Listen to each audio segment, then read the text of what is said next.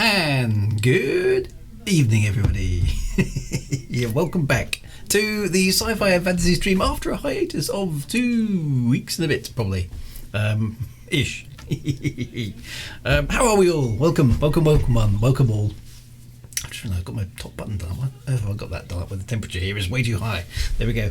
Montuxia says, good afternoon. So yes, welcome to whatever time zone you happen to be in. Of course, it's evening in the UK, but I've got no guarantee that it's evening anywhere else where you're watching. So wherever you are, whether it's morning, afternoon, lunchtime, whatever it happens to be, welcome. That whole spherical planet thing is very, very confusing. Very, very confusing indeed. But there we go. So that's awesome. Now I've just seen Apophis 2068 has highlighted a message using 100 things. So I will get to your question, Apophis. It's disappeared off the chat on screen already. But do you have any thoughts on the upcoming Foundation series from Apple TV? We could discuss that actually. I don't know much about it, but. We should definitely talk about it. That sounds fun. So remind me in a bit, Apophis, and we will get there because we generally get a bit distracted at the beginning of the stream. And there we go. Now it is very warm here. I must admit, I am roasting a bit. The window is open. I don't know if you can hear space birds in the background. Yeah, they are. You can probably hear my wife chattering away in the other room as well. Walls are very thin. Now, just a word of caution for tonight's stream. I did have my second coronavirus jab today, my vaccine. I don't want another jab of the virus. That would probably be a very bad idea. So I've had my second vaccine today. I'm feeling okay at the moment, but I'm definitely not 100%, I would say. So I'm going to kind of keep an eye on it. So if I do need to bail early on the stream, I do apologise in advance. The last time I had a vaccination, and I had the AstraZeneca one for those of you who are taking notes on such things, I did actually have quite an adverse reaction to it, and it was I had quite a nasty fever during the evening of the day I had it. So I'm currently dosed up with quite a lot of paracetamol. Which unfortunately doesn't have any interesting adverse effects, but it dulls things a bit. And I just don't feel 100% right at the moment. So we'll see how it goes. So apologies if I do have to bail earlier. But there we go. We'll see how it goes. Anyway, lovely to see you all, and thank you very much for popping along. I do appreciate the company on my Twitch. It's a bit warm. I feel like I'm. What was it? Horses sweat, women glow, and men perspire. I think that's the correct phrasing. I'm definitely glowing a lot. I think under these lights as well. It's a bit warm. I think it's the temperature in here at the moment is only 26 degrees, so which isn't super hot. But I must admit, I don't know whether it's an age thing. I seem to have less and less tolerance for heat as I get older. So there we go. Bets on when Drew drops will be accepted. So I keep streaming until I actually conk out. But there we go, never mind. Montoxia, almost 40 degrees here. Yow! Ooh, that's way too. I don't think I could even function in 40 degrees. To be honest, anything beyond about 25 I find uncomfortable. That's my Canadian genes, having been born in a very cold place.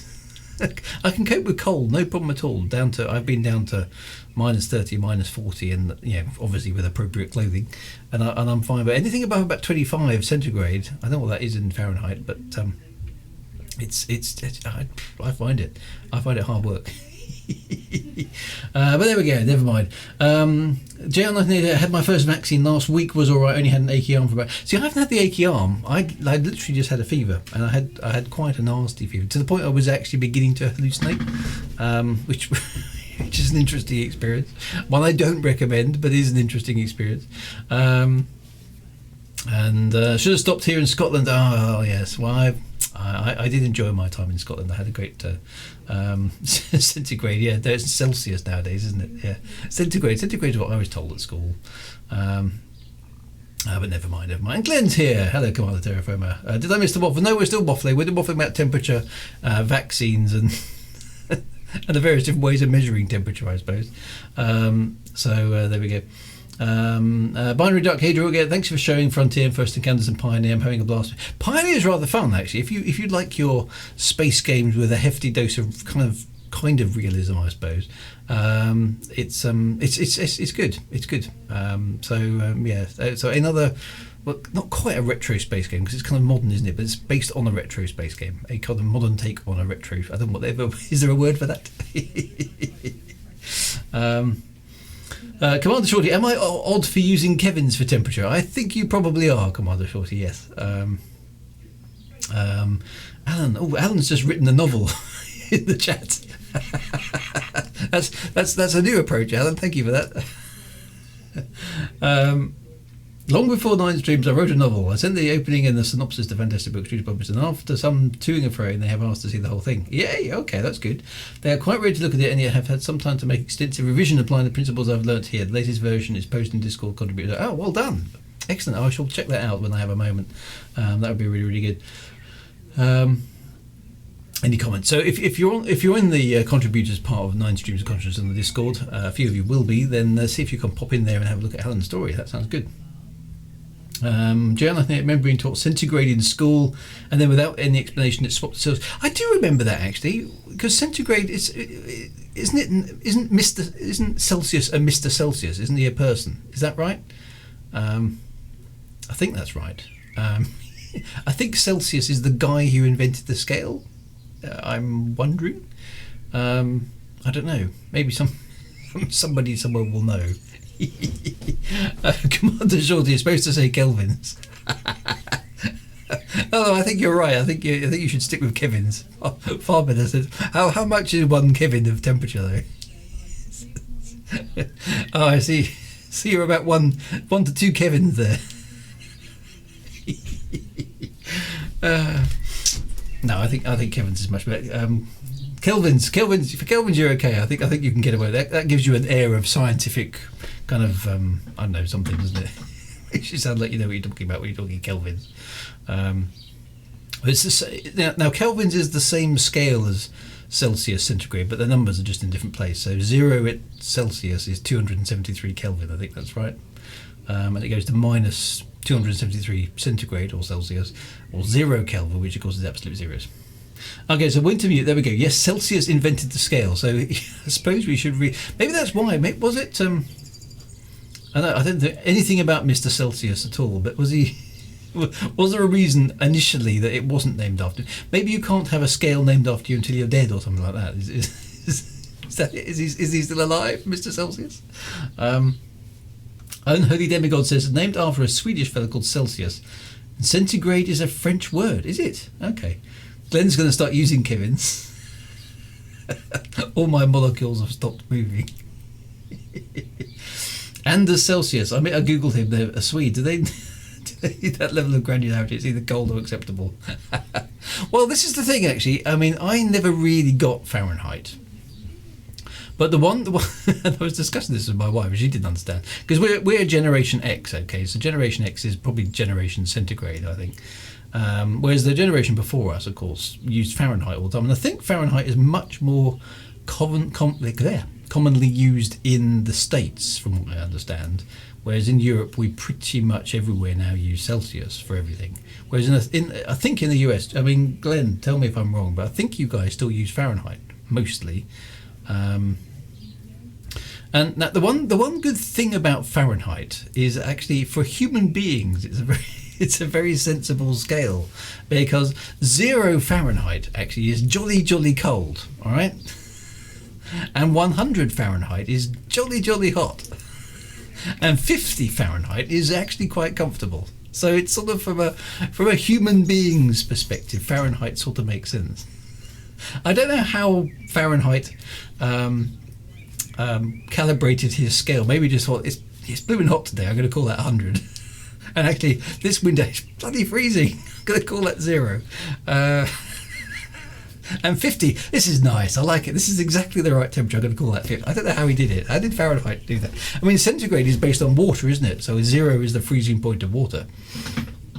And 100 obviously is the boiling point of water. So that's how Celsius worked his out. And then Kelvin is You have to do maths and clever experiments to figure out what absolute zero is. You see, the problem with centigrade is zero is quite chilly. I mean, 0 centigrade, freezing point of water isn't cold. It's chilly, right? Whereas obviously from a human being, 100 is like it's dead. It's the boiling point of water. You don't go there. And to be honest, anything above about 40 centigrade is unpleasant, at least in my book.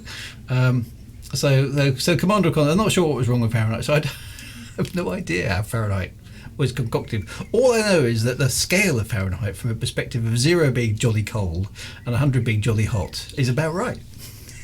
100 Fahrenheit is supposed to be body temperature. Oh, is it? Is that what it is? So that's what, 38? 30, what's body temperature? 37 point something? Madangus, but aren't we in Europe? Well, see, this Twitch stream is international, so no. What does we mean? I'm in the UK, which currently is still in Europe. If you're watching this stream from 20 years in the future, that may not be the case. So I don't know, but as in we, no, this stream is world encompassing. Glenn says it's 88 Fahrenheit today in Southern California, which is pretty warm, 31 degrees C. So so 88. Okay, so 100 is jolly hot, right? Anything under 22 is too cool. Anything over 24 is too warm. I must admit, when I would say I would drop those down a couple. 18 to 20. 18 to 20 is about my comfort zone. I find I prefer things to run a little cooler, but there we go. There's also Rankine, which is Fahrenheit, Kelvin? Oh, is there? I didn't even know that. Wow. See, this waffle is actually informative. I'm actually learning something. 98.6 Fahrenheit is body temperature. So do you know how Fahrenheit worked out his scale? It seems to be pretty arbitrary, really. I don't know. I have no idea. Anyway, right, enough of that waffle, and on to some other waffle. So writing. Let's talk a bit about. I've been on holiday for 2 weeks, so I haven't done any actual writing. 0 Fahrenheit was something about salt water freezes. Maybe that's it, because that freezes a lot colder. Montuxia says it's 95 in Southern California. Depends on where you are, and it will likely hit 100. We're getting heat we are getting heat adversary warnings. That sounds pretty bad. I think you mean advisory. Heat adversary warnings. But yes, no freaking idea how Fahrenheit was set up. Weed was not banned when Fahrenheit scale. Ah dear. Right, so what I have been doing though, while I was on holiday, because I had plenty of time to sort of sit and chill, particularly the second part of my holiday, was I was kind of doing some editing. Now, one of the things I did, I don't know what I've done with my. Oh, here it is. Right. Okay, Kindle, the wonders of Kindleification. Now, I don't know about you guys in terms of writing. Now, the stage I'm at with my current work in progress is fiddling about with the second draft. So, as I think it was, I can't remember the author. Alan will know because he's good at these things. Talking to the dog again. Yep. Speaking of writing, my novel that came out while you were on holiday. Hey, nice one, J.R. Is there a link to that, as in published link at the moment, or is it kind of online still stuff? I mean, yeah, dump it in the chat if it is. So that'd be good. But I'm in the stage between first draft. And like I said, Alan will know who quoted it, but some famous author somewhere. So basically, said, the first draft is telling yourself the story, and the second draft is actually trying to tidy it up into something that's actually vaguely publishable. There we go. Universal link. Get book at the re-emergence. Okay, so everybody check JR 1988's link. That is likely to be a jolly good story. So because JR 1988 has been polishing his craft, shall we say, over the last few months. So it's really, really good. So that's good. So yeah, so I'm working on the second draft. Now what I tend to do, obviously I write my novels on a computer like everybody does nowadays, pretty much. I don't think there are many writers left who are using typewriters. There might be some. But I use a computer. Now, what I do is I find reading my novel back on a computer really tricky. Now, you've got a few alternatives at this point. You can print it out. It uses a lot of paper, because a novel is not a small thing, especially if you print it out A4. It's like this, which is not a very wieldy thing. So what I do is I convert it into an ebook for the purposes of proofreading. So, this is very, very minor spoilers. I'm just going to hold this up so you can sort of see. So on here I have, there we are. I don't know if you can see that. Look, Doomdark's Revenge draft. And if I click on that, I'm going to have to go back to the beginning because otherwise spoilers, right? Go to the beginning. So I've got the book on the Kindle in second draft form, in order so that I can read it and take notes, and that's quite useful, because then what I do is I grab my notebook and I write down all the things I find as I'm going through that I don't like. And surprisingly enough, there was quite a lot of stuff. Right, so these are all my notes, okay, things I've got to sort out in Doomdark's Revenge in the second draft. Before I can do like a third draft, it's actually any use for go to anybody. So as you can see, there's loads of stuff I need to fix. There you go. So that's kind of where I've got to, and I've got to now go back through this. Using those notes and go back through the Word document, and then I've got to incorporate all those changes, and then I've got something that I can probably send to my kind of alpha readers, and try and sort it out. So it's quite laborious.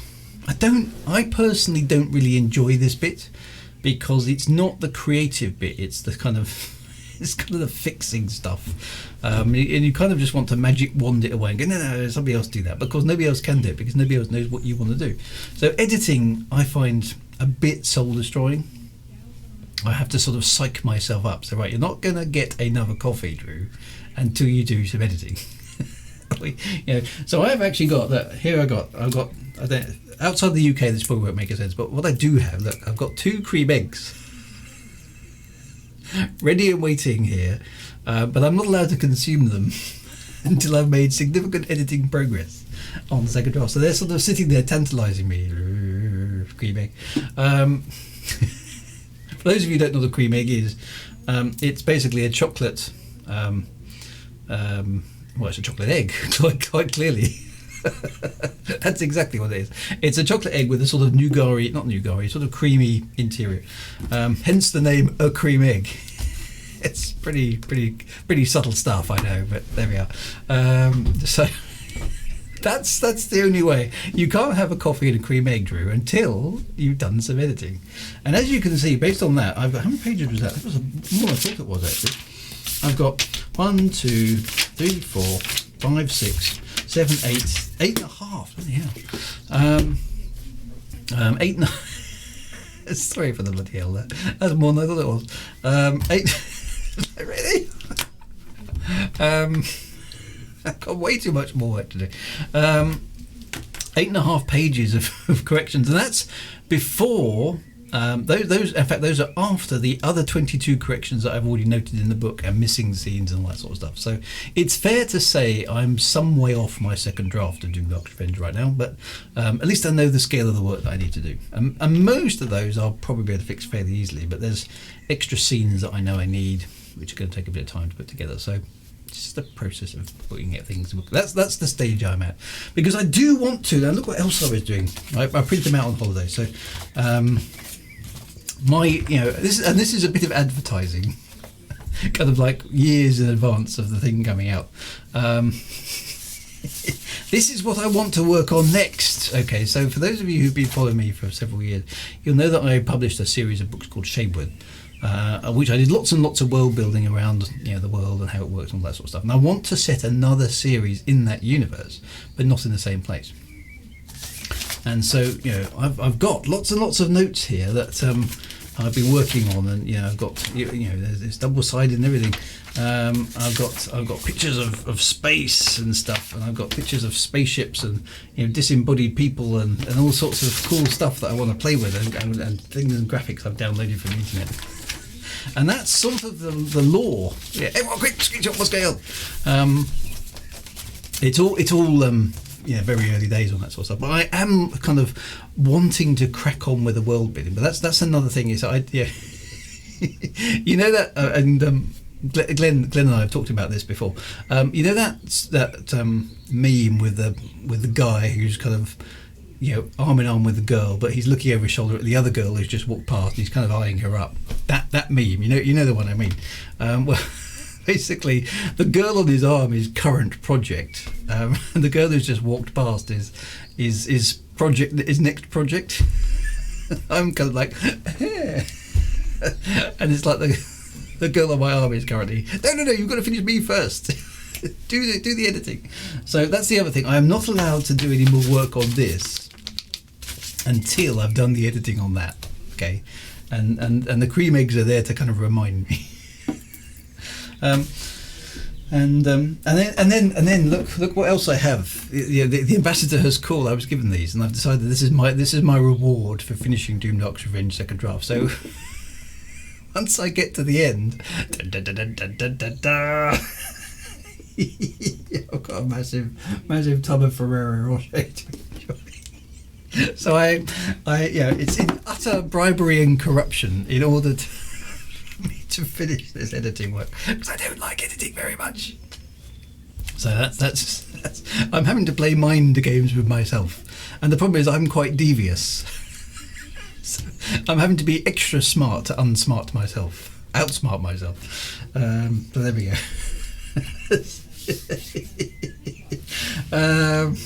The way you chuckle makes it sound like you stop.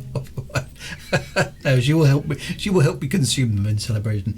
I've eaten those by now. Yeah, this is the problem. So I kind of like, can I justify having one or two because I've made some progress? No, you can't. That's probably because it's the only way it works for me. I have to back myself into a corner with chocolate, basically, and say you can't have any until you do some work. I'm going to get fat when I finish. The low key says more self-control. Cream egg per word edited. No, that definitely would be fat. In Germany, Ferrero have a large range of flavours. Do they really? I've seen sort of white ones. I don't know what they're called. Something Rocher, presumably.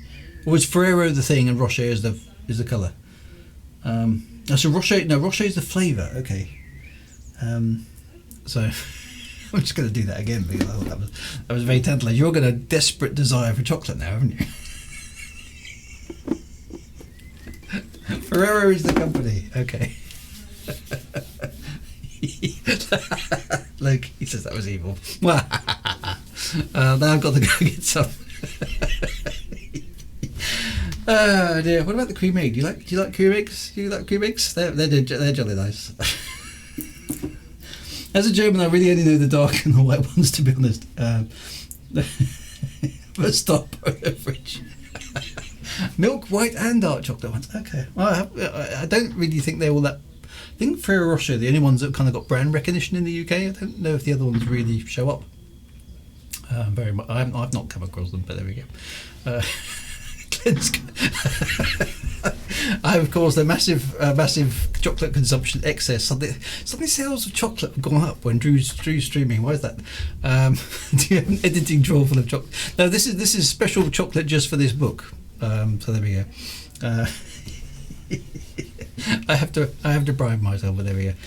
Problem is, I would start on one and just finish off the whole box. That's the problem. You see, once I've got to earn that. Yeah, like when we get there will be a massive, sickly sort of gorge of chocolate, but not until I've done the work. That's basically the rule. So I kind of try and hold myself to that. We'll see how it goes.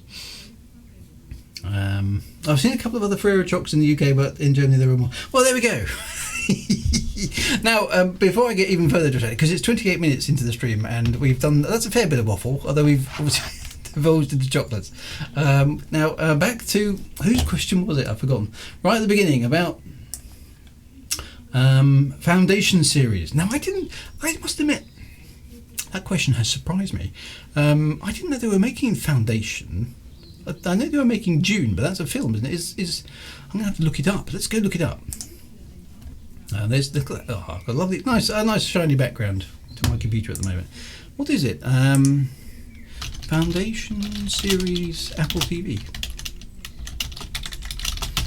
Oh, there we go. Yes, so it's coming. So Foundation is an upcoming American science fiction series based is always the word, on the book series of the same name by Isaac Asimov and produced by David S. Goyer. Foundation is set to premiere in 2021. So the first question is, I don't think I have Apple TV. Have you noticed that? It's so annoying with all these streaming services now. I mean, how many streaming services do you need? We're currently in the, I don't know what you guys have got, but I've currently got Amazon Prime because my wife orders all sorts of stuff from Amazon all the time. So we kind of have that just to, I think it pays for itself just in postage, let alone anything else. We've also currently got Disney Plus because we wanted to watch not the DeLorean, the Mandalorian. DeLorean is the car with the gull wings, isn't it? The Mandalorian is obviously the Star Wars spin-off. Get 1 month sub and then binge watch. Yeah, I suppose I could try that. Does that work for Apple TV? Well, I haven't seen anything about this, but I am intrigued. We don't know exactly when it's coming out. 80 episodes, 80 hours, opposed to try and commence it into 2 or 3 hours for a single film. Okay. Well, it's probably I haven't read Foundation for quite a long time, but it's probably a good thing that it's a TV series rather than a film. So I think that's kind of quite encouraging, actually, that that's the case. Foundation spans hundreds of. It's literally is a galaxy-spanning space opera epic, isn't it? The interesting thing I think it's going to be is I enjoyed Foundation and I enjoyed Isaac Asimov stuff, and it was all. I'm just trying to remember Foundation's plotline now. It's all about social science or something, and how the universe is going to everything, and everything becomes decadent and all sorts of stuff. So that's. It's probably good that it's going to be a TV series. The one thing I would say about Isaac Asimov is his characterization isn't, at least in the books, isn't all that strong. He's all about massive science fiction ideas rather than individual characters. It's going to be interesting how they interpret that for a TV series, to make you interested in the characters themselves. It's interesting to see what sort of take they have on it. I might have to keep in mind that, but I hadn't heard of it, so thanks for pointing it out. That's quite interesting. And as Glenn says, we've got Dune coming as well. So that's another. These are big sci-fi things that have been around in book form and obviously in our imaginations for a long, long time. And transferring them to the screen. Basically they used to say certain things were impossible to put to TV, and things like the big one that was always cited was Lord of the Rings, of course. Now they managed that. And CGI and all that sort of stuff that you kind of need for a science fiction nowadays is so good that it's virtually faultless. I don't have any worries about the kind of CGI-ness of this, but how they're going to get the story to work. It's going to be interesting to see what they do with it. So I would say cautiously optimistic. The same with Dune, really. I just hope they don't screw it up. We'll have to see. The problem, I'm not in a position where any of my stuff's been turned into TV series yet. But I would worry.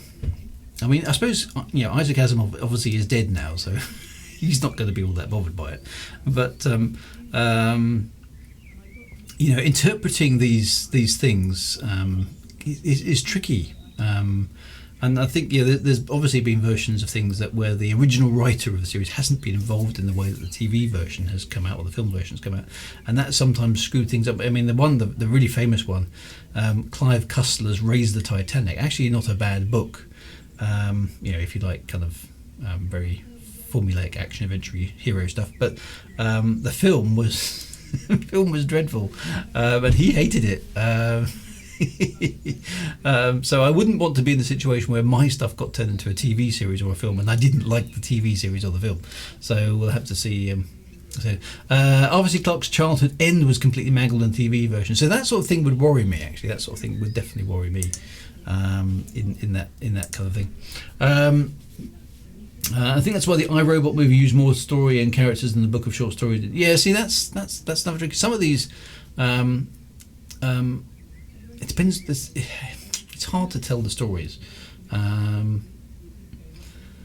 So, I've just been reading Foundation Earth, the fifth Foundation book, which has been well developed. Okay, so I don't think I've got that far into Foundation. I think I've read the first ones, but we'll have to watch it. So June is coming out October the 1st. That's good. Wonder if they'll keep the blocky shields in June. Yeah, so from that original film. Yeah. Lots of authors being heavily involved in the adaptation, well, which I think is a good thing, because the author's got an insight of, surprisingly enough, into what the story is about and how it should be told. Wait till all Drew is dead before we make Shaman into a movie then. That sounds like a bit of a threat. Let's make sure he's dead before we make it. How long into the difference between movies going to be measured? Yeah, the sandworm is going to be the big thing, because we all know the sandworm is coming, don't we? It's just, yeah, that's a big thing in June, the sandworm. See, iRobot must have had Isaac turn into great, because I didn't actually mind the movie of iRobot that much. The thing that really annoyed me was the currently driving one of these, an Audi TT is the number of dressed up Audi TTs that were in the movie, just to sort of Audify everything. The future is Audi, basically, according to iRobot. I thought that was quite funny. So some of these things work and some of these things don't. The author has insight into his own story, unless the author is George Lucas. But from my perspective, the Jedi are evil. Yeah, we do take that. So all those sort of things are interesting. I kind of hope they don't mess it up. The only thing that does frustrate, I mean, this is probably sour grapes actually more than anything else. The only thing that does wind me up a little bit is that Isaac Asimov and Cohen are not around to appreciate the fact that their books are being turned into movies, and those stories have been around for a long time. So why is it they've suddenly chosen now to make them into things, when there are plenty of other science fiction authors who are still alive who might be interested in having their thing turned into a TV series? Subtle hints here again. It would be nice to see a return to acting versus. Yes, it would. I do actually wholeheartedly agree with that. Is that I watch an awful lot of films now, and to be honest, the CGI is very impressive, and it's hard to. I mean, actually, even I'm beginning to have a threshold beyond which I can't cope with the fact that special effects are ropey anymore, because you just notice them straight away, you kind of, there's a threshold, and I think for younger folks, I mean, my kids can't even cope really with Star Trek: The Next Generation now, because they just chuckle at the special effects in that, and that's kind of the last era of spaceships on strings, really, isn't it? And film model, I mean, they're not really on strings, but I mean, they're actual models that move around, and ship on a stick stuff,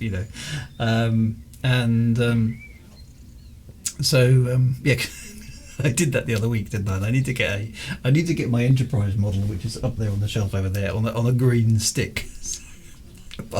Very childish, but there we are. But yeah, there is a limit. You're so spoilt nowadays. If I think back on, relatively recent films like Gravity and what was the one where they went through the singularity at Saturn, Event Horizon, things like that. And any of the sort of whoosh bang spatially, space shoot 'em up stuff that's been around. The CGI is beyond compare. Interstellar, there we go. But plot and characters, not so good. Really not so good. Because the actors used to carry so much more of the story in ye olden days, that. And I miss some of that. The characters don't seem as memorable nowadays in some ways. Asimov's estate still needs royalties. Maybe that's it. So bad VFX suck. Yeah, I'd love to rewatch Blake 7. Yeah, so Blake 7 is quite hard to watch now because you can actually see the sets creaking and a movie, and even the original Star Trek just is quite hard to watch because of those limitations. Compared to, you have to really let your imagination fill in an awful lot of blanks to kind of get that sort of stuff. Do I have a pin that looks like my hat? No, that's a good idea, good suggestion. I shall keep an eye out for a pin that looks like my hat. That would be kind of, and maybe then I could have a really, really tiny pin that sits on the other pin that looks like a hat and it recedes forever. Lord of the Rings trilogy did use model effects. Okay, that's interesting. I thought that was CGI. Maybe it was a blend, wasn't it, of sort of stuff. And they did a fantastic job with that. I always thought that was good. It was very, very believable.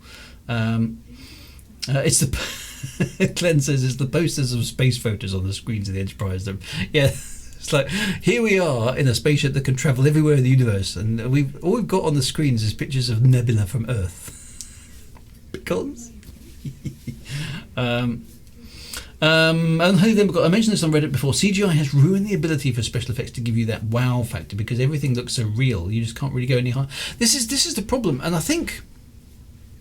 And without segueing into computer games and things like Elite Dangerous too much, and I know many of you on the stream play Elite Dangerous, I think this is a problem for modern computer games as well. Is that because everything has to be almost photorealistic nowadays?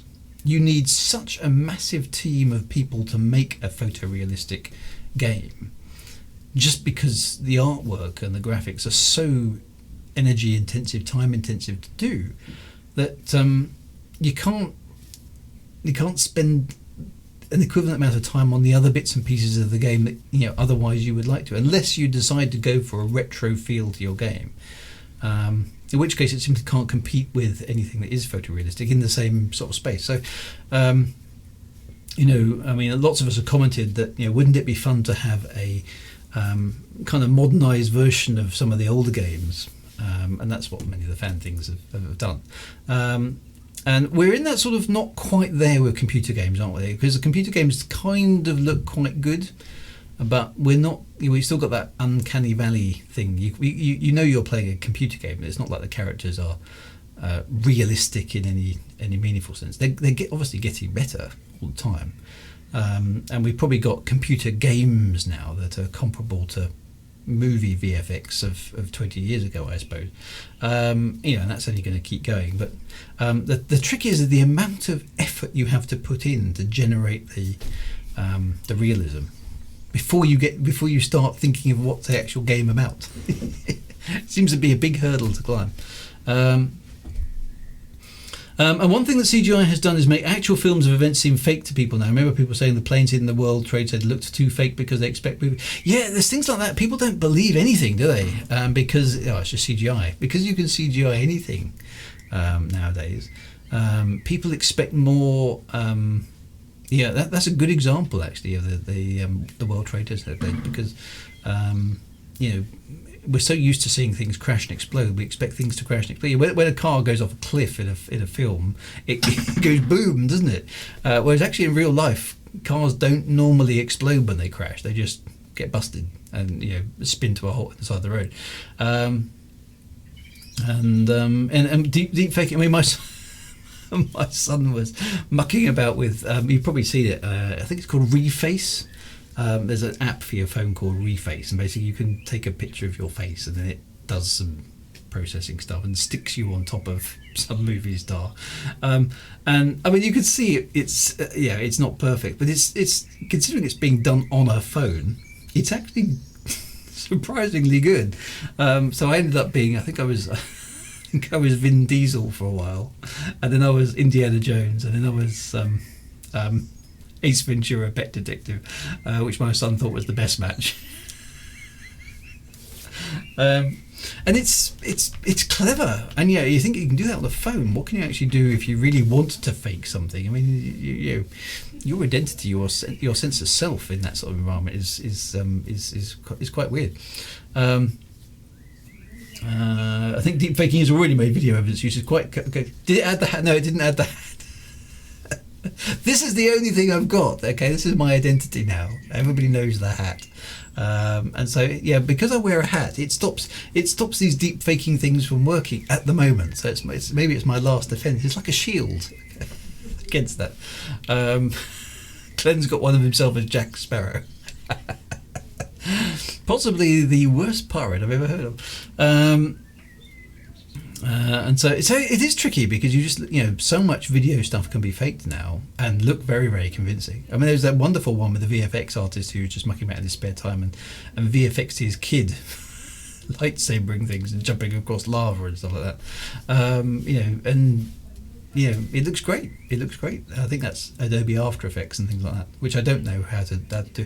Well, the inside of the hat, maybe I should line that with tinfoil, just because you can never be too safe, right? So I'll have to try that. But that wasn't the topic. Look, we're 44 minutes in. I haven't even got to the topic I had chosen for tonight. That's how good you guys are getting now. Okay, like we're now at maximum distraction stroke waffle. So what have we done? We've done chocolates, drafting, June foundation, Fahrenheit, Celsius, and now back to waffles. So what I did want to vaguely talk about, and we can get completely sidetracked as per usual. You can put UV torches under the brim. What have you got? Serial 08. I can't remember a stream where we stuck the topic. Very, very, very rare indeed. But I do have a topic. I do try and get to the topic. I think the record is still on the retro studio, but the wrong save for an hour. Yes. That was quite good. There's a topic. Oh, thanks. 2001 still looks impressive, but it's starting to show see, some of the photographic films like 2001 do look, and the thing that I always liked about 2001 is it ditched a lot of those sort of space tropes. The ship rumbles as it goes past. It's like spaceships don't need to do that. The shots of the Discovery are Discovery 1, I think it is, utterly silent, and when he's in his spacesuit, wrestling with the outside of the ship, the only sound you have is him breathing, which is exactly right. I mean, it gets a bit irritating after a while because all you hear is, for like about 20 minutes of film time. But it is realistic. Starship Troopers, I must admit, I watched that relatively recently, and it holds up quite well, doesn't it? It kind of looks okay. I mean, it's obviously a cheesy sort of film, but it works. It looks okay. I don't know. Some CGI looks old, sometimes it doesn't. It's strange, and some of the photographic stuff holds up quite well. So yeah, it's a bit weird. Me as Jack Sparrow deepfake. There we go. Did you want him to stop? No, I suppose I didn't. I just tone it down a bit. So 2001 is an odd film actually to watch now, because the thing you notice most about 2001 is how slowly paced it is, and it's got some very mournful music in it, especially for the spaceship sequences later on, which I suppose is trying to give you a feel of the distance the ship is from Earth, because it's on its way to Jupiter obviously, and there's nothing out there but vacuum and space, literally nothing out there. not even space, it's just a vacuum, it's very mournful, and the pace of the movie is so slow. We're so used to something's going to explode surely in about 5 seconds time, and it never does, because we're so used to something exploding or something going wrong, or a superhero swooping in through the window or something. Whereas 2001 is there's some guys in a spaceship and they have a fault with the antenna, and they go out and fix it, and then they come back and then they go out again. One of them dies. That's quite exciting. And then the other guy turns off a computer, and then they arrive at Jupiter, and he ends up in a hotel room with lots of flashing coloured lights, and that's the end of the film. I don't think a film like 2001 could be made today. I think people would just, their attention spans wouldn't work with it. I don't know what you guys think. Topic, not have one of those for very long. Right, I accept that now. Let's behave ourselves. Right, topic for this evening was, I was reminiscing I was reminiscing about Elite, actually. You know, the in the original Elite, of course, there were lots of intelligent aliens kind of hanging about the universe doing stuff. You know, they were products of the very simple procedural generation that were, you know, the thing was.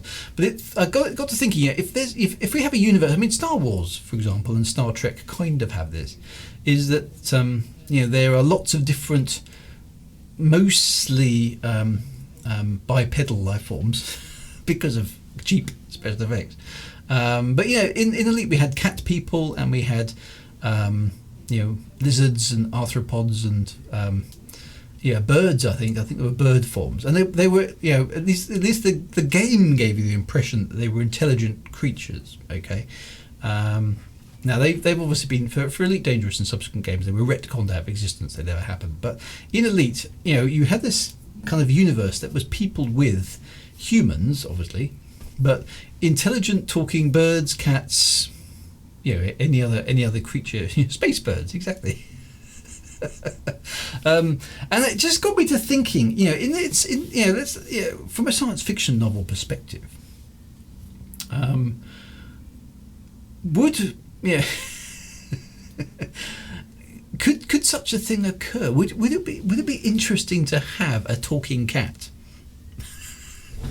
Or, you know, and could you genetically breed, you know, given super futuristic technology, an intelligent cat? And what would an intelligent cat be interested in doing?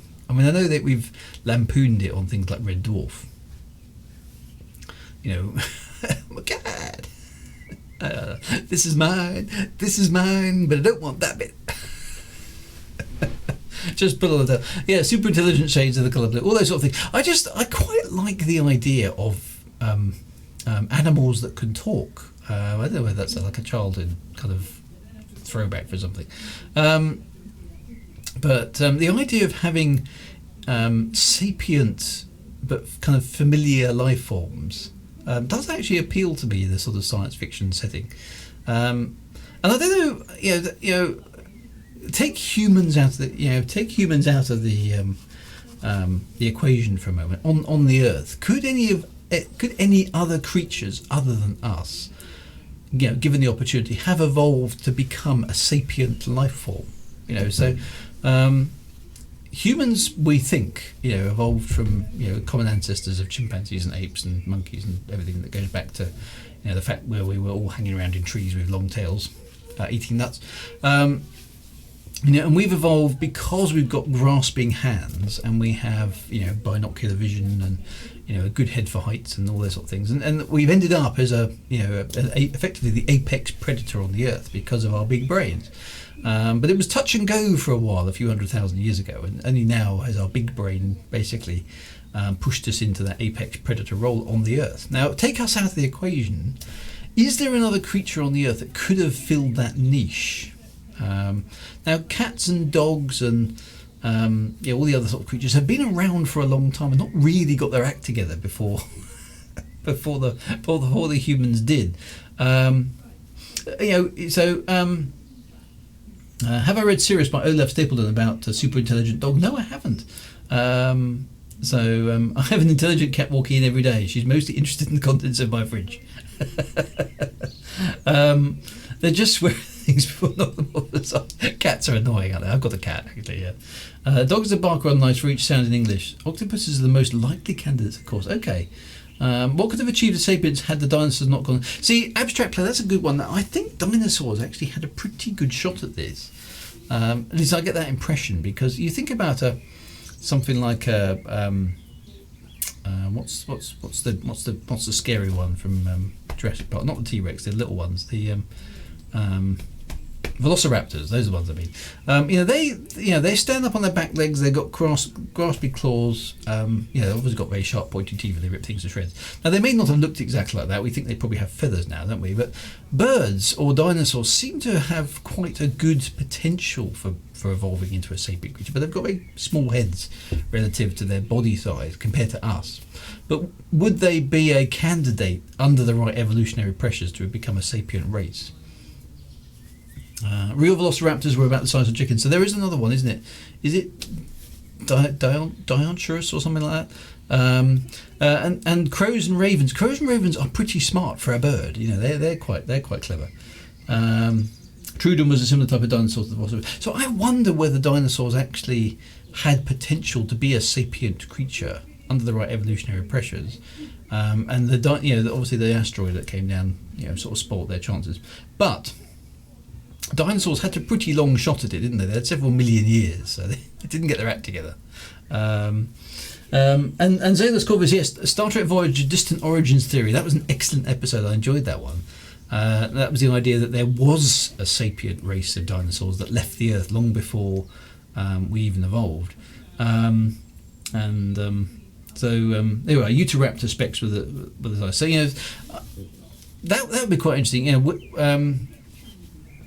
Could they have done? And cats and dogs. I mean, dogs, cats, octopus, dolphins. They're all pretty intelligent in the sense of things that they can do, but would they have got any further? The problem with sea-bound stuff is that without being able to potentially master fire, I'm not sure how far you can get, because and the problem with undersea creatures as well is they can never really build much, because you've got that whole sea thing washing things away problem, and it's not impossible, certainly, but communicating over long distances is certainly harder in the sea, I would have thought, than it would be kind of on land. So how sophisticated a civilization could you evolve in the sea without things like fire and without the ability to refine things? You see, the one thing that fire gives you obviously is heat and light and warmth.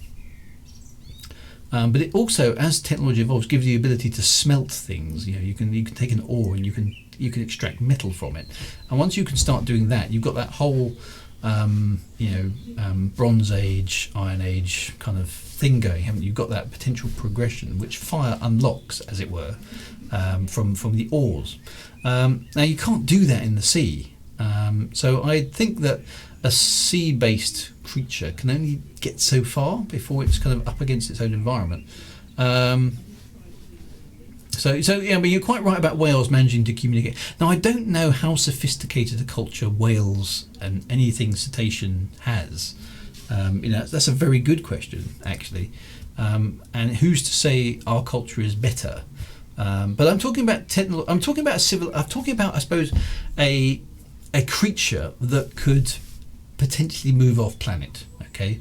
Now, humans have managed to get to that point.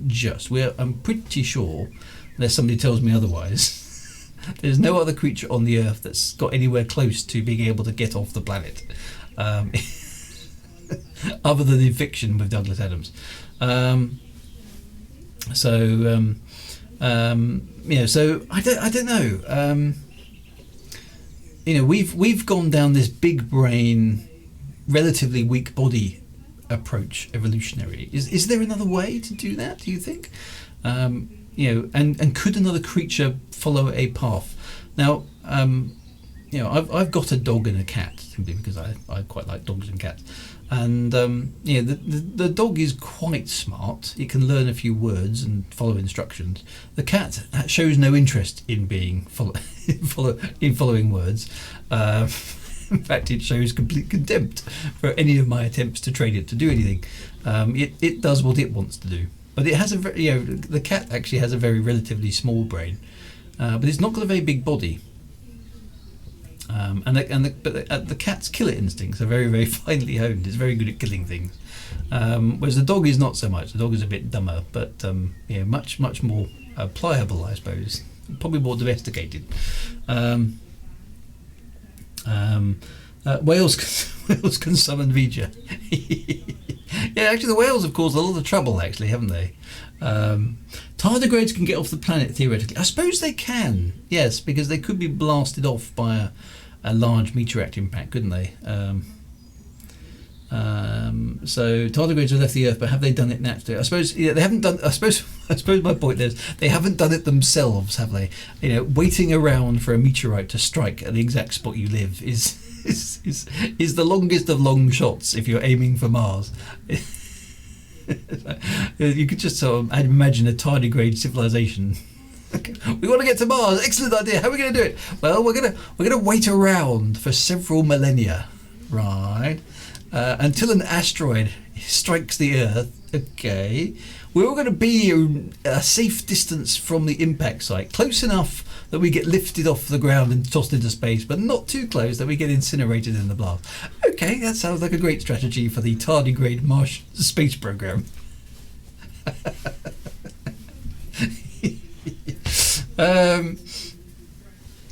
So isn't that what we did with Seafarer, Waiting for the Wind? I suppose you could argue that it was. I mean, and we just got better at it, didn't we?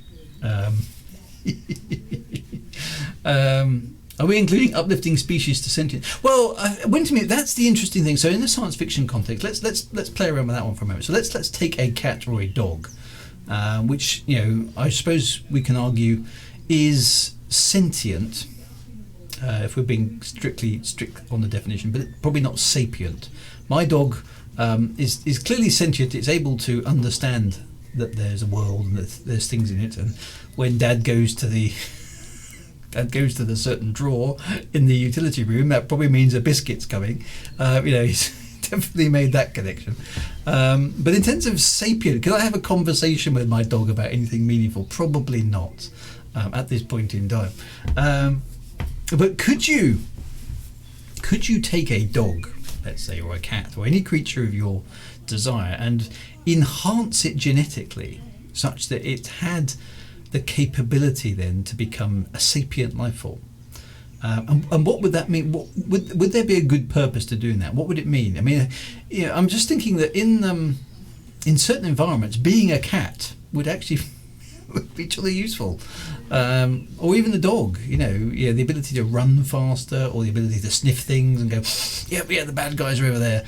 I think that would be quite. I mean, I don't know how has that been done properly in the science fiction context. Not in a fun sort of way, not in like a Red Dwarf, Douglas Adamsy sort of way, but actually, is there a serious? Has anybody know of a serious science fiction attempt to have sapient animal types around? Other than this, I suppose Star Wars kind of counts, doesn't it? But they're aliens rather than sapient species.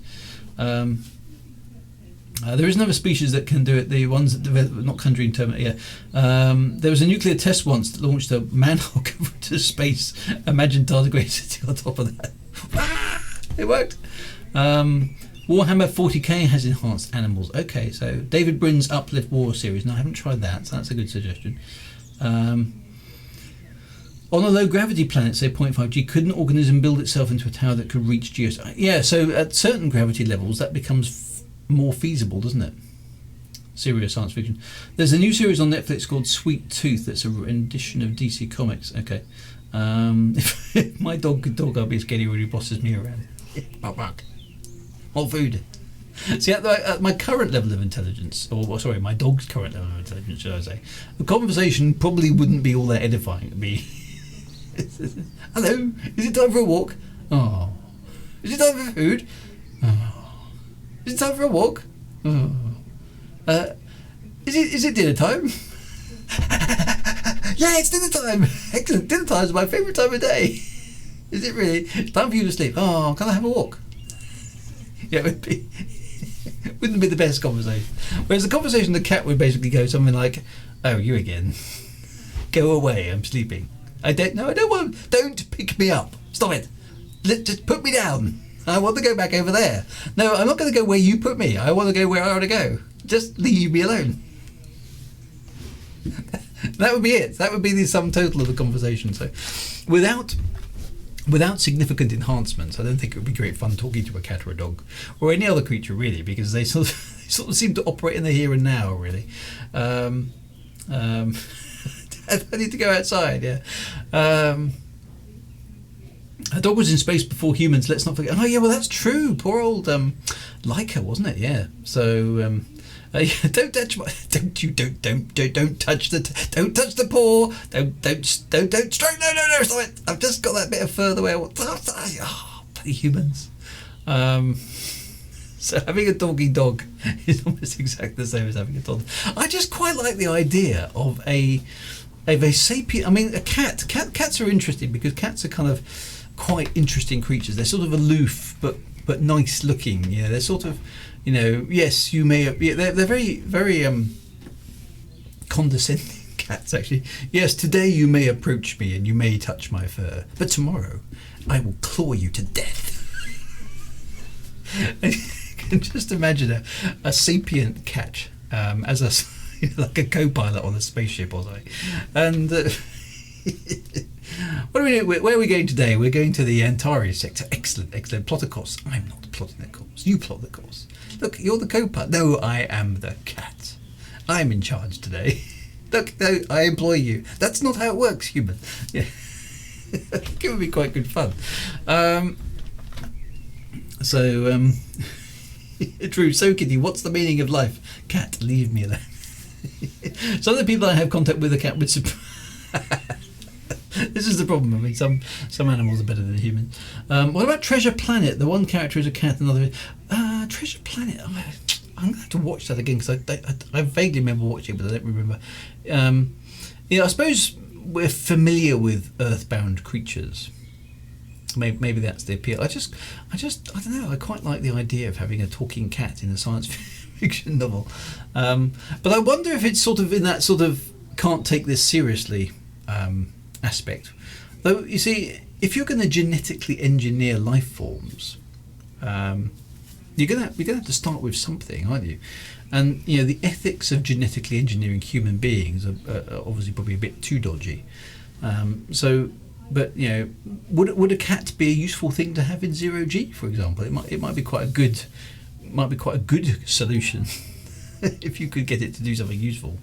That's a very good point. Okay, so yeah, Wing Commander. Yes, thank you for mentioning that, Pactel. That's a good point because that effectively is an intelligent race of cats, isn't it? The Kilrathi. Yeah, I quite like them actually. In the even when they did the sort of the kind of full motion video versions, aren't they? Wing Commander 3 and Wing Commander 4. I think mostly Wing Commander 3 actually, from what I recall. Yeah, the Kilrathi are a kind of a cat race, aren't they? You do see them in kind of in the FMV, and they're quite good. I mean, they're sort of cats that have become humanoid. I suppose, you know, big manes and things like that, but they're quite good. So a cat in ZOG would clue to the thing to that. I'm going to put a cat on the space station. Yeah, so the Kilrathi and Wing Commander are like humans in cat skins. Yes, that's the thing. I mean, they a cat, a sapient cat would still need to be a cat, which means it would be a four-legged creature rather than a 2 arms and 2 legs kind of creature. I mean, I know cats can stretch up, and my cat can actually open doors, which is quite scary. It's quite interesting to see how it does it. What it does is it jumps up, gets its paws on the latch, and then hangs on and jolts it up and down until the door opens. And then it lets go. So it's figured out how to open doors. So there's a certain amount of intelligence in there, or just a stubbornness not to be hemmed in by the humans, perhaps. But those sort of things. Cations and Kanzidian Trek, feline aliens among the same. Yeah, so that's obviously the limitations of costumes, isn't it, and stuff. And there are the highly trained dogs that can drive cars, aren't there? I've seen them a couple of times where the dog is able to sort of paw the steering wheel around and and do stuff to a limited extent. So you'd have to have a pilot's seat or something that was adapted to cat or dog sort of physiology, and not just a seat that's comfortable for humans to sit in. JR19, it says, just going to say another shameless plug. Surely not. The aliens in my novel are sort of alien. So birds in space. That might work actually. I mean, you don't need lift, do you? But birds are quite good at jumping from different. I mean, actually, squirrels would probably be your best 0G space pilots. Squirrels are scarily intelligent. I have personally I am ashamed to admit I have been outsmarted by a squirrel on numerous occasions. I think squirrels actually would be a genetically engineered super squirrel would be a very, very dangerous thing, because they're already able to outsmart humans as it stands, let alone if you give them extra intelligence. There's a basketball playing dog person, yeah. So if you need trying on a vaguely sort of serious sci-fi note, if you need in your novel some sort of some creatures that can do different things to humans. I wonder if squirrels, for example, might be quite well adapted to zero-G. They might be able to cope with it quite well. Because if you've ever seen any of the things about... I mean, squirrels... I didn't know this, but squirrels apparently are the largest creature that can survive a fall from any height in 1G gravity. I'll say that again. They're the largest creature that can survive a fall from any height in 1G, because they sort of spread themselves really, really flat to give themselves air resistance on the way down, and just before land they fold themselves up and basically shock absorb the impact. Obviously, it's better if they land on grass and earth rather than concrete, but they can do it. They can walk away from they can jump off ridiculously high buildings and survive. So and they also are masters of conservation of momentum. If you see a slow motion thing of a squirrel in flight, it does this amazing thing where it contracts and expands its body in order to rotate itself at the right speed so that its orientation is always the right way around when it touches the ground. They're very, very clever creatures. So squirrels, I think, going to be the evil bad guys in some future dystopian sci-fi novel. Teenage Mutant Ninja Turtles, yes, there is that too. Flash Gordon had men. See, men with wings. Now, there's a level of G, and I don't know what it is, but you could probably work it out if you know something about maths, where human beings with wings would work. I don't know what that G level would be. It would probably be quite low. Maybe, maybe if the moon had an atmosphere, maybe you could do it on the moon. Perhaps, you could generate enough lift and fly around. Flying. So there's all sorts of things. So if you muck about with gravity and you muck about with genetics, you can have all sorts of potentially quite interesting creatures. I don't know. I just quite like the idea of a intelligent space cat in the co-pilot's chair, giving you knowing looks in a cat-like sort of way. How about on Titan? I don't know. Obviously Titan's freezing cold, so that you have to do something about that one. But dense atmosphere, low gravity, maybe that would work. I don't know. They can stop themselves reaching terminal velocity in a fall. Yeah, so they don't get anywhere near. I mean, their terminal velocity is basically much lower, so they just don't get that fast, and so they can survive the landing. And there's quite a lot of sci-fi about people flying in low G. I must admit I've come across that a few times. So that's quite an interesting thing that you could potentially play around with. And could you breed then? I don't understand enough about genetics to know whether the answer to this is true or not. But whether or not you can take genetic material, let's say from a bird, and kind of graft it into a human DNA. To make a bird person. I don't know if that's possible or not. I mean, presumably you need... I mean, if you look at a pterodon, you can sort of see the overall physiology changes, between a human being and a pterodon. And they, superficially, they're quite similar. They've still got a rib cage, they've still got a backbone, they've still got legs and arms and things. Could we make our genetically make our arms longer by choice and then sort of strap big bits of skin underneath our armpits and fly around? I don't know, but it's the sort of thing that you could play around with for a sci-fi novel. Rick and Morty already covered intelligent squirrel scenario. Did they? I could have checked that out. What is the context for this discussion? Well, asking for a context is highly ambitious. I suppose we're talking about whether or not what's the best way to describe it? Whether you can take a creature that's on Earth. The first question was,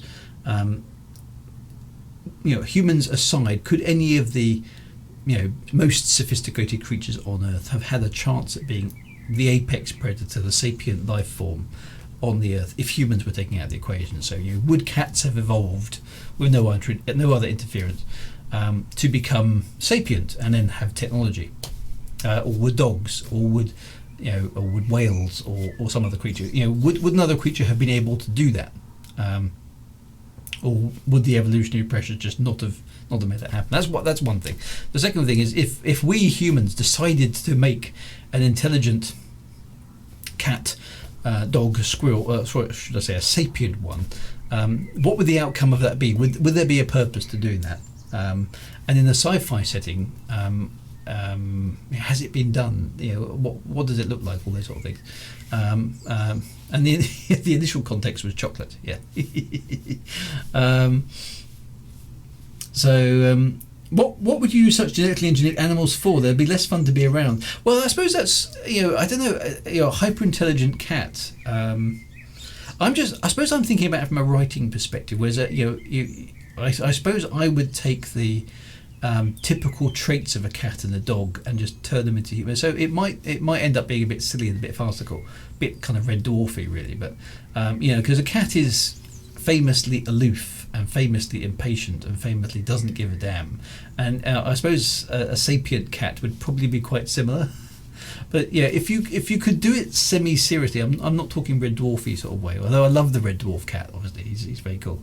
But a sapient cat maybe would make a very good bounty hunter, because they would kind of be totally indifferent other than I just like killing things. Maybe a sapient cat would be an excellent bounty hunter, whereas a sapient dog would be your best, your partner in crime kind of thing, a bit sort of Chewbacca-y. Your faithful companion. I'll be there for you, buddy. Buff the mug. That's sort of I'm my own best friend. I don't know. Maybe that's just taking the natural thing. Or would a sapient creature actually be a better sapient creature than we are?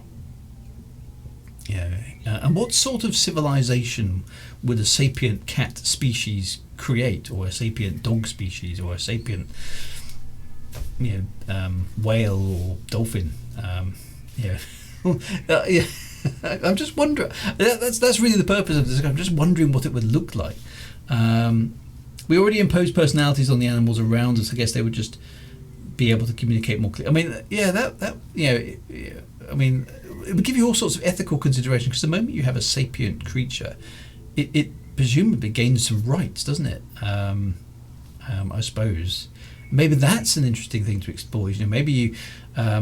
A bit like in Battlestar Galactica, when we create the Cylons and they turn against us. If we created a sapient, if we genetically engineered a sapient race of cats or dogs or something, maybe they would turn against us as well, because maybe we start off with them being, we created you, so therefore we get to tell you what to do. Maybe the cats rebel, and there's a war between cats and humans or something. They'd be more like us. Decision at Duna by Anne McCaffrey was an old sci-fi book. I like the race of cat people. Actually, that's a good point, Commander Mousebrook. I vaguely remember that. I don't think I've read it for a long, long time. That's just the traits we reflect on those animals. If they were sapient the way we are sapient, they would not be like that. They'd be more like us. I suppose that's possibly true, but is it? Because humans are evolved from common ancestor of chimps and monkeys and all sorts of things, and we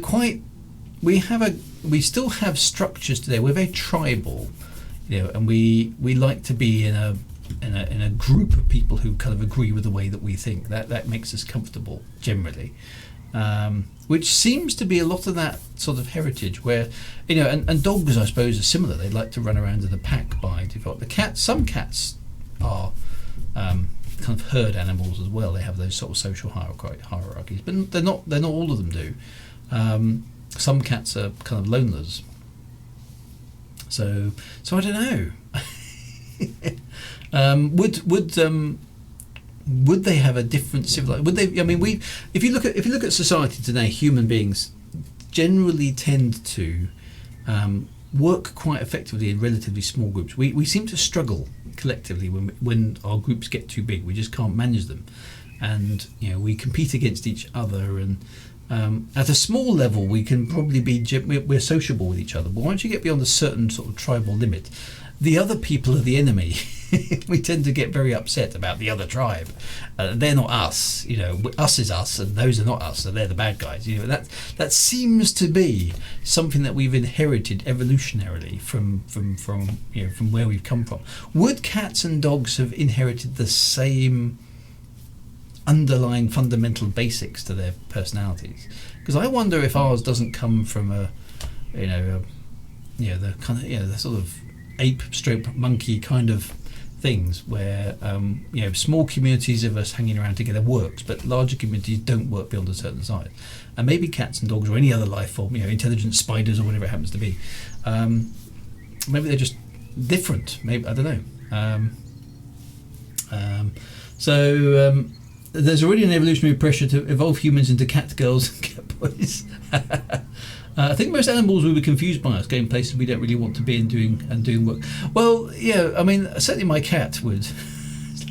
Why are you moving around? Today is the day not to move. It's too hot. Why are you doing anything, human? I'm just going to lie here and snooze all day because it's clearly the sensible thing to do with my time. You can just see the cat's expression. Now, I know I'm obviously anthropomorphizing my cat, which is probably unfair, but that's certainly the impression I get from it. Is it's hot today.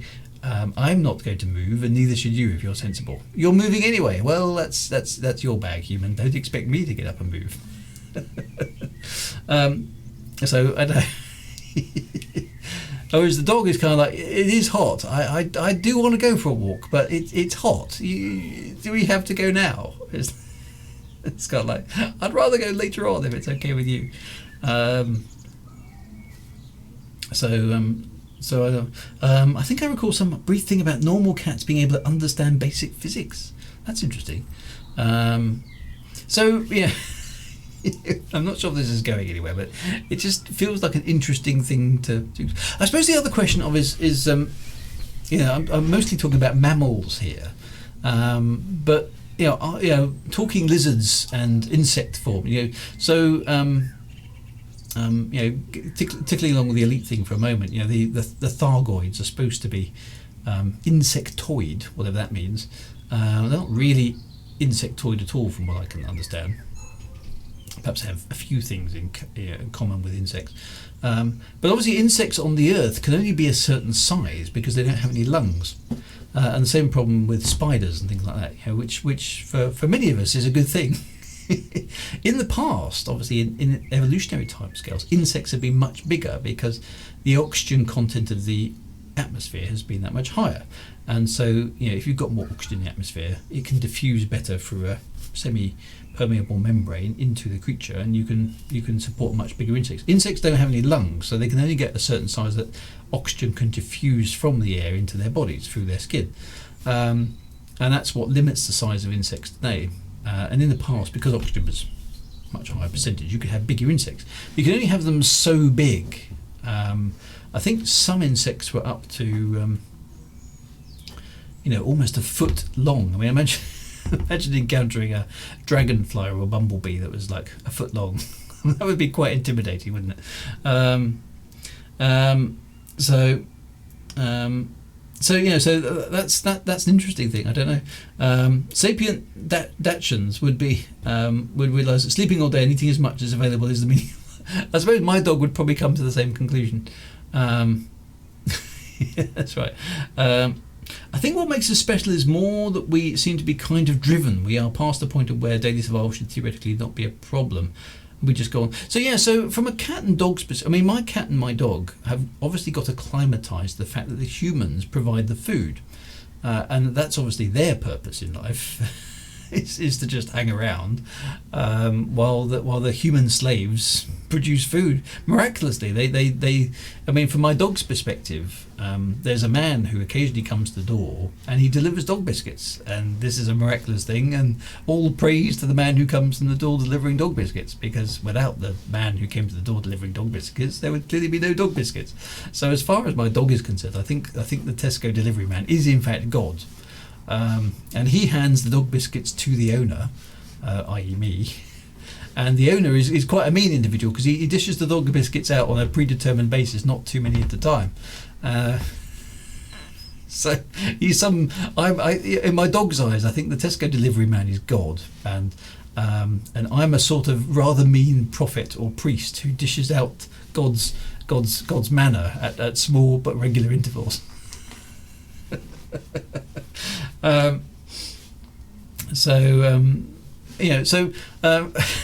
think that's how my dog views the world.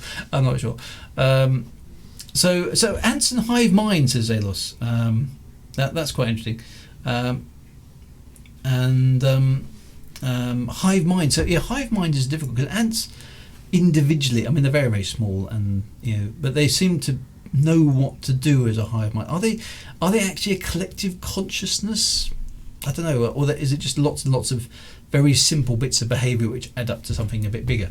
I don't know enough about it to comment, but the idea that you scale that up so that the insects actually have collectively perhaps have a sapient intelligence that you could have a dialogue with, that's an interesting idea. And I think that's where the Thargoids and Elite Dangerous originally came from. They're sort of scaled up insects, aren't they? But scaled up insects doesn't really work practically unless they have lungs or something similar, which doesn't really work with their physiology. So I don't know. That's an interesting one. Depictions of Vespiform aliens in sci-fi are woefully inaccurate. I have it on good authority that a sapient wasp would laugh constantly. While terrorizing. Imagine the sapient. I can sting you. And I'm going to today.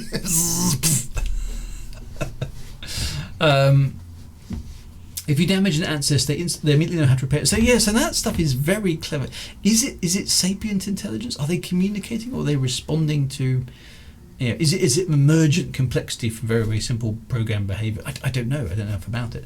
Large insects, bugs, however, I was taught. So that's quite a good staple of science fiction, particularly some B movies where you just take an insect and scale it up to gigantic proportions, and there's a scary monster. About ants, I could tell you a lot, but it would be boring the hell out of people. So well, maybe we'll have a discussion about that offline at some point. But I quite like the idea of an intelligent insect hive mind, where the individual, and it's been done in science fiction a lot, where the individual, drones, I suppose is the best word, are kind of expendable for the good of the whole. It's the same sort of philosophy that they did with the Borg in Star Trek. That's quite interesting, and reptiles, of course, are the other one. So I suppose there's the whole plant kingdom as well, and all the fungus and the mold and stuff. Maybe they could. I mean, could you have an intelligent plant? Could there already be intelligent plants, but they just operate on such a different time scale to us that communication is extremely tedious? I don't know. Those things are quite interesting. Wintermute, some dog breeds have very high prey drives, especially them close to wolves in evolution. Yeah, so doesn't take much for a dog to turn back into a wolf. That's a good observation too. We several thousand years of domestication there, but Apollo 13 book of astronauts, devoid of all drama because the crew already know how to fix the ship. But intelligent reptiles, or possibly the dinosaur. I think the dinosaurs must have come quite close to being on that evolutionary ladder with, because they almost had opposable thumbs. And I think that's one thing I think is very important about us, is the opposable thumb, because the fine motor control that we now have because of 4 fingers and an opposable thumb. It's not the only way to do that, but the ability to grasp something gives you the ability to manipulate it, doesn't it? So you can hang on a branch, or you can break off a branch and whack people over the head with it. That gives you a big advantage, whereas there aren't many other creatures outside of our immediate kind of family tree of apes and monkeys and things that have that ability to grasp and control objects with the fine motor control that we have. So those sort of things. That to me is, I do joke at my dog actually sometimes. I don't tend to do it so much though. But when she was younger, we used to, I don't know if you do this with your dog. It's quite funny. We used to just, you have a dog wrestle where the dog will charge at you and try and knock you over, and then you kind of grab the dog and you tickle it, and it turns out the dog goes mad and slaps it and he tries to get you. And usually, the win situation is when I have the dog pinned to the ground, or the win. That's for me. The win situation for the dog is basically it gets its teeth around my hand and bites just enough that it basically says I've got you, and that's the win condition for the dog. We've had lots of tussles over the years, and unfortunately my dog is now too old to play the game. But we used to have a lot of fun. And whenever I used to win, which was most of the time, because humans have got I'm a bit bigger than the Labrador anyway, so I'd always enjoy playing the game. But basically, whenever I managed to sort of catch it and sort of wriggle it to submission, basically, I always basically used to say, "Ha ha! Opposable thumbs! You see, that's what you haven't got." And so opposable thumbs are a big deal, and there aren't many creatures on the earth that have opposable thumbs. Abstract places, we should have a second symmetrical thumb on the other side of the hands. We could grip things so much better.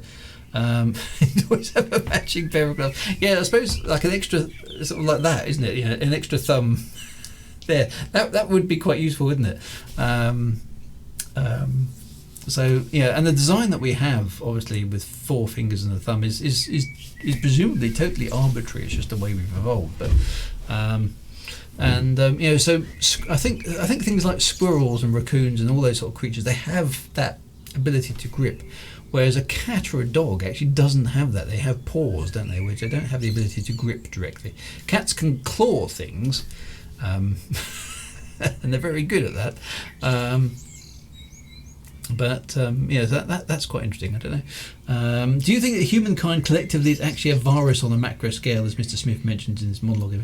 So that's a good question, Fox. Is humanity now? I suppose that's quite a good question, because at an individual level, I would argue that we can be quite intelligent. I can sit down and I'm sure you guys can as well. And sit down and have a think about things and ponder the nature of the universe.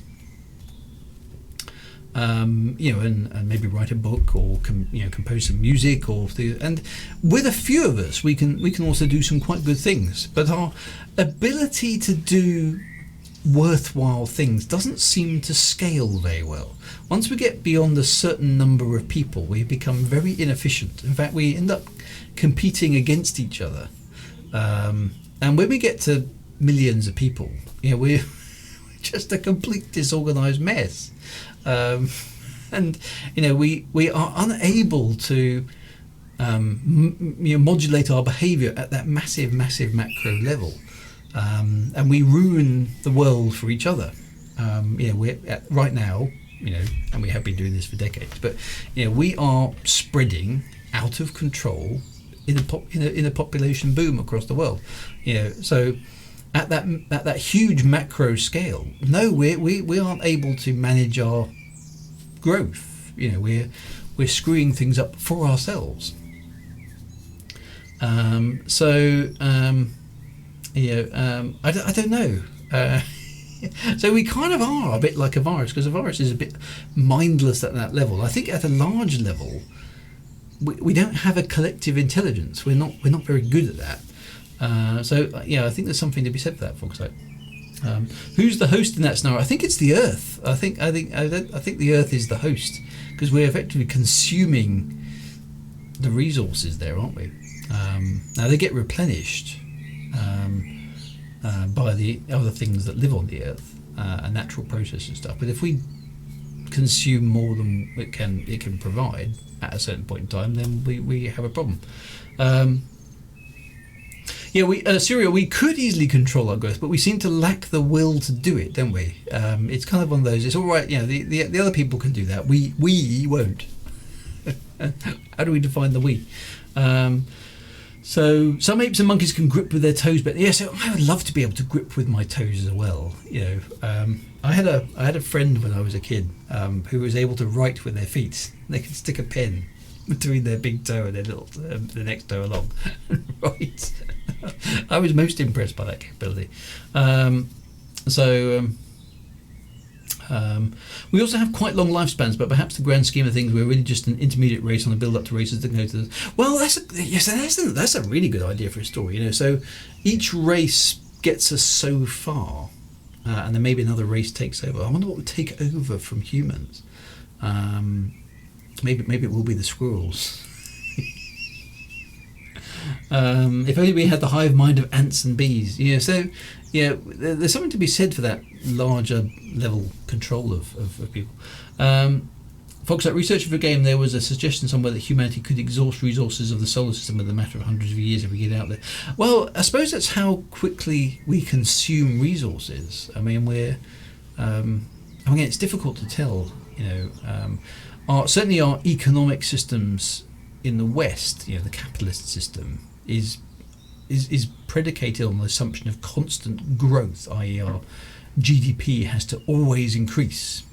And clearly if you're on a finite planet, it can't go on forever. I don't know when that process will actually be forced to stop, but at some point in the future, the fact that you have finite resources and you are constantly growing has to go wrong at some point. If we develop enough spaceflight, I mean, how long will it take us? It's a question you can probably take a stab at calculating, isn't it?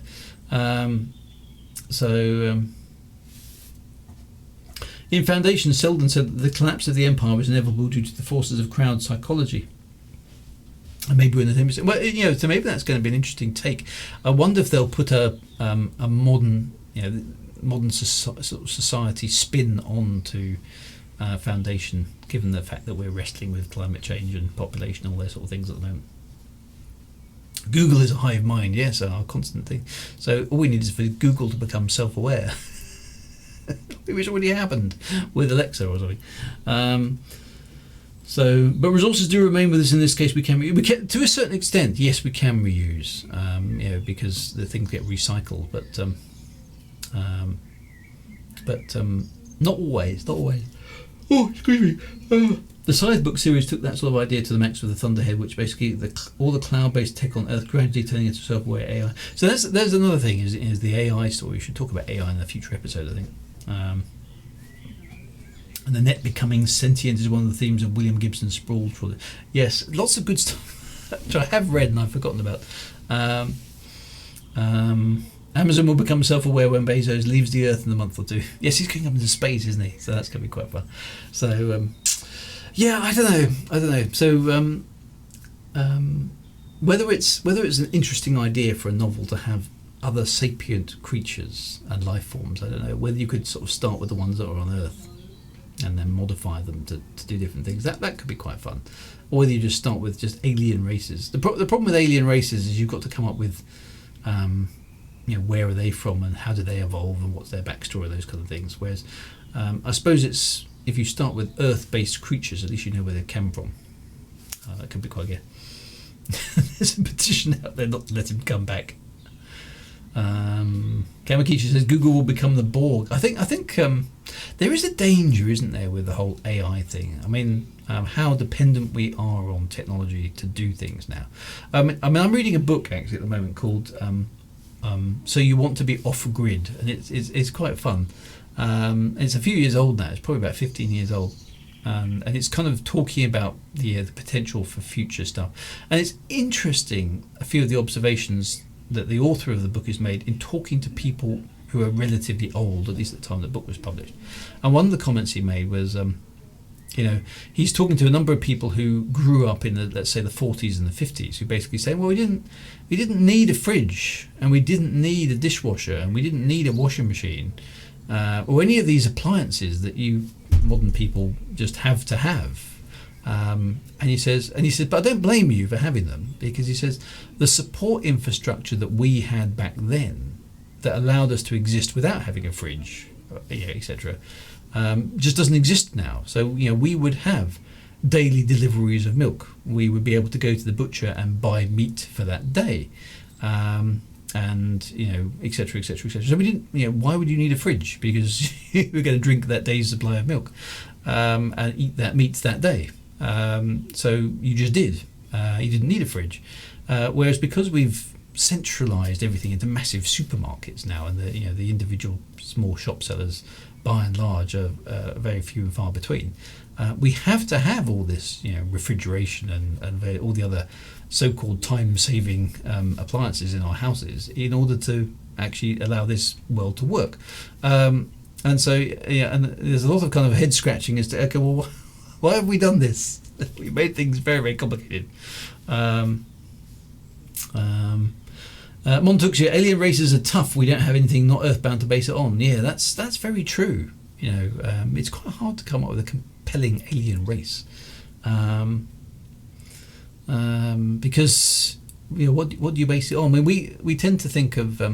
It's interesting how often, even in science fiction, where you don't need to have to worry about special effects budgets, that the aliens are bipedal humanoid creatures. And so how likely is it on another planet under totally even similar or totally different conditions that a bipedal creature like us is going to evolve to be the apex predator? We don't know how likely that is. You can see that we've got some advantages. The opposable thumbs you've already mentioned. The fact that our sense organs, our ears and our eyes and our nose are at a high level above the ground relative to our body is probably an advantage. It gives us the ability to see further than other creatures, perhaps.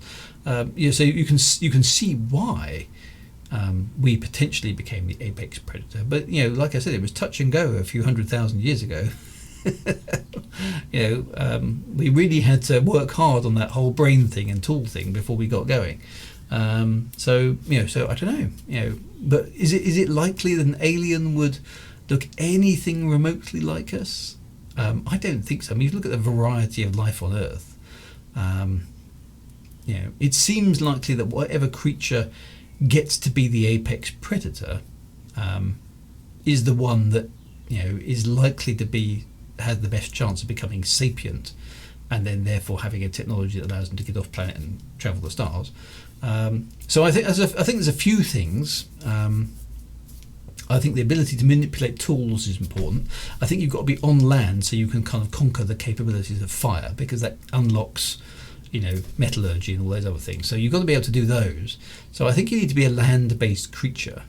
And that sort of means that you have to be a certain size, because if you're too small, you can't manipulate things. And if you're too big, you're too clumsy to manipulate things. The fact that we are, let's say 1.5 meters, 2 meters high, and we weigh about the amount that we do, is a good middle ground for us to be able to manipulate most things. And for those things that are too heavy with us, we've learnt to use tools. It's hard to, and for as far as we're aware of the way biology works, you need to have a certain brain size to have a certain level of intelligence. Our brains are massive compared to our bodies. Compared to most of the animal kingdom as a ratio. I mean, there are bigger brains out there, okay?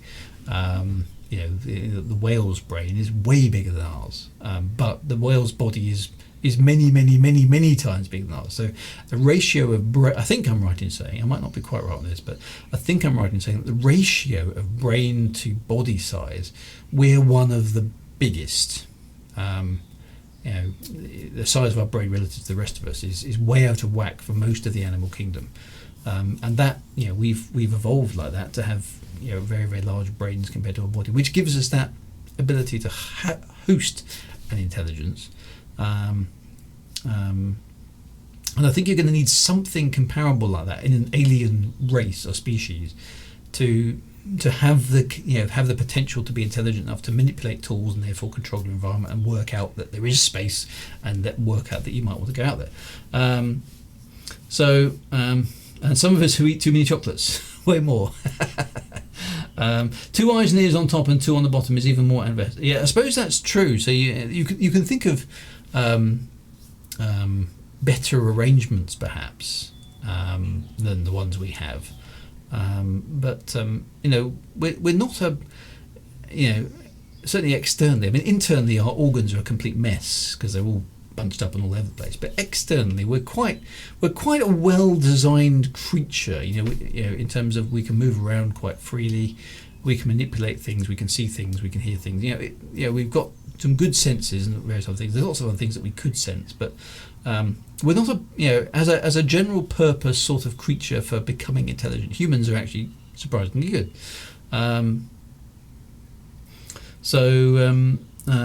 we ruling out life evolving on a germ that isn't a planet? Well, I mean, it's just got to be able to be big enough to be intelligent. I suppose that's the thing. Octopus, they just fill their spaceships with water and they can multitask with. So, see, the thing with octopus, I like the idea of an intelligent octopus, and I think there's lots of potential with octopus, but it's being stuck in water that's the problem. Because I think unless you can unlock fire, you can't get to metal, and you need metal to be able to do big spaceshipy type stuff. So I don't think anything that lives in the sea, I can't see a way, for them to be able to build complicated things. I don't disagree that they might be able to have quite an advanced culture, but I don't think they can get to the tool manipulation stage, of any significance without being able to harness fire, and you can't do that underwater. That seems to be a limiting factor to me. Lots of fires on the bottom of the ocean. I suppose if they could learn to use magma boiling up from that would be quite interesting to see. I don't know if any octopuses have managed that, but and it's that whole skeletal system. Yeah, that's an interesting point. So what if aquatic creatures could use underwater volcanic activity to metal? That's an interesting idea. Could they evolve to do that? That would be interesting to note. That's quite great. Easily disemboweled, yes. So in terms of our internal organs, we're a bit of a mess, really, and we're defenseless actually. Without any technology, human beings are useless against most other animals. In a one-to-one fight between a dog and an undefended human, particularly the dog is hungry and actually motivated, we're not going to do very well. And with a big cat, similarly, or most other creatures with kind of fangs and claws, we are badly, we're on the losing end. It's only when we get to use technology like a club or a stick or something that we've got a fighting chance. So it's interesting from that perspective. We're physiologically quite weak compared to most other animals, but our reach, the ability to chuck a stone or something like that, gives us a power that they can't counter. There are videos of octopuses walking along the beach. There we go. It's obviously some of the octopuses here to take over. It depends if they can survive getting close enough to the underwater. See, that's the problem. Is could they manage that? I mean, it's possible. Breathing and eating through the same tube. There's lots of problems with our physiology. That's one. I mean, it'd be far better, if the nose was exclusively for breathing and the mouth was exclusively for eating. Why isn't that a thing? Well, it's evolutionary, isn't it? That's not the way we've evolved. And actually, we see through. I think I'm right in saying we see through the back of our eyes. Is that the rods and cones, the light receptive things, they're organised in such a way that the optic nerve has to come through the back of the eyeball and kind of curve round on itself. So we've actually all got a blind spot in our eyes, because rather than connect the optic nerve at the back of the eyeball, it's actually connected to the inside front, and it has to go through the back of the eyeball to get to the brain. It's that's evolution. And our inside, all this complicated mess of intestines and all that sort of stuff. We've got 2 kidneys but only 1 heart, and we've got 1 spleen, and it's just a mess, isn't it? We look reasonably tidy from the outside, but yes, quite right. We're seeing the world upside down. That's the way our eyes are optically made, but the brain figures out the right way up, and we all learn to cope with it. So so there's lots of bad stuff there in terms of the way we're built. Humans are made for running away. Yep. And we're good at throwing things. In fact, the whole thing about humans, we're very good actually over long distances at not particularly high speeds. So if you want some creatures to take a journey of, let's say, 400 miles from point A to point B in the fastest space of time, you'd think that something like a dog or a horse, or maybe even a large cat, would be better at it than a human. But as it turns out, over long distances, not short distance, over long distances, humans are really, really good. We can plod on for ages and ages and ages, but other animals just simply can't do it.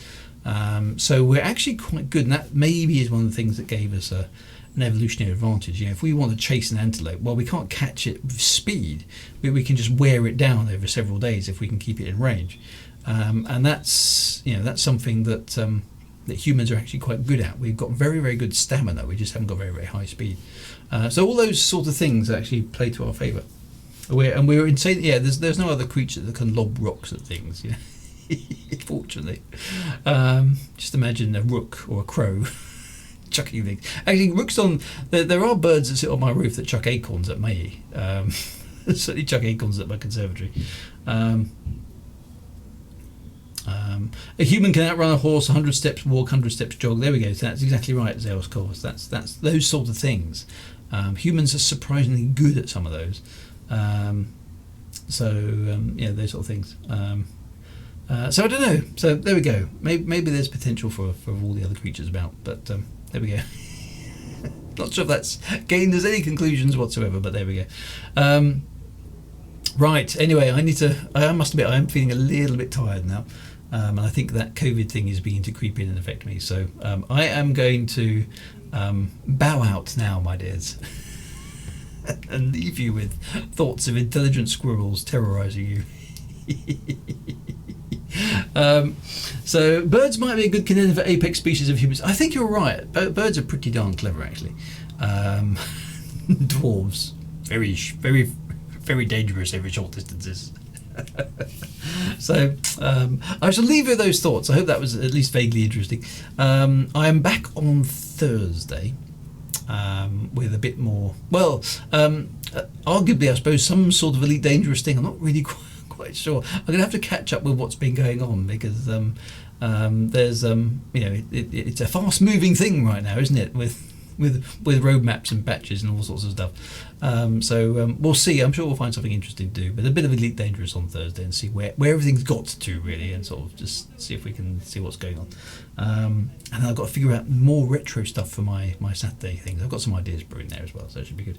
But so our conclusion is that chocolate is good, and the ability to make it makes us. Well, I do in fact believe that mankind's two greatest inventions are chocolate and ice cream. I think we peaked when we did that. We want to hear that you earned your chocolate eggs by next Monday. Fingers crossed. I shall do a whole bunch of work on Doom Darks this week and see if I can earn my cream egg. Let's see how it goes. Anyway, my friends, you look after yourselves. Be good and have a fantastic week ahead. I will see you on Thursday for some spaceship pew pew of some description, and we'll see how it goes. But until then, be good. Write on. Keep writing. I encourage you always to keep writing. There's plenty of more stories that we need to hear, and you guys have got them in your heads somewhere along the line. So lovely to see all of you. Thank you very much for turning up. Have a great week. I will see you soon. Be good. Take care.